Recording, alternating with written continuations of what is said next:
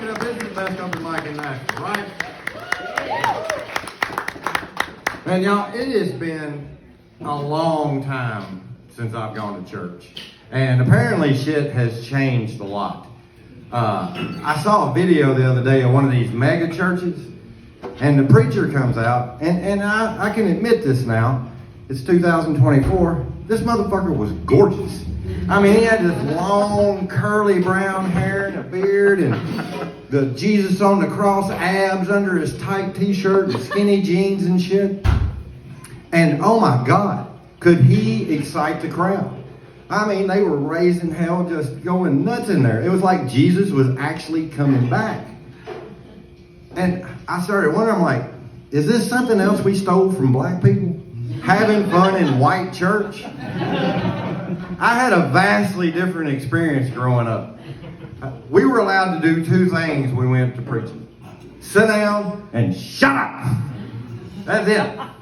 And it was torture, man. It was so boring as a little kid to just sit there for an hour. But thankfully, my parents weren't total Nazis about it. They knew we were bored to tears and didn't know what this asshole was up there saying. So they didn't care. They let us play with stuff. And then I forgot, the preacher when I was a kid was always just some fat old white man in a cheap suit. And the only way this motherfucker ever excited anybody was just pissing them off. That was it.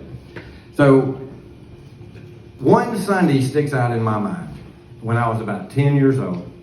And I'm sitting in the pew, and my mom is sitting to my left, and she's got her arm around me, and right next to me is my cousin Josh.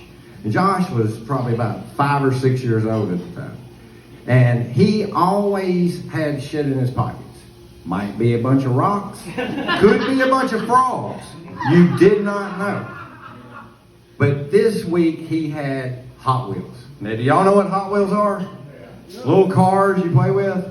And I was like, oh my God, this is awesome. We can play with Hot Wheels. And I got the General Lee. And I know that probably doesn't mean a lot to y'all, but in 1982, to get the General Lee, it was usually a fucking fight.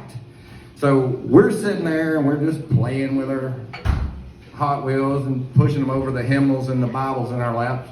And my mom she's cool with it. She's not saying anything. We're being quiet. And then all of a sudden, something just overcame me. I guess I forgot where I was.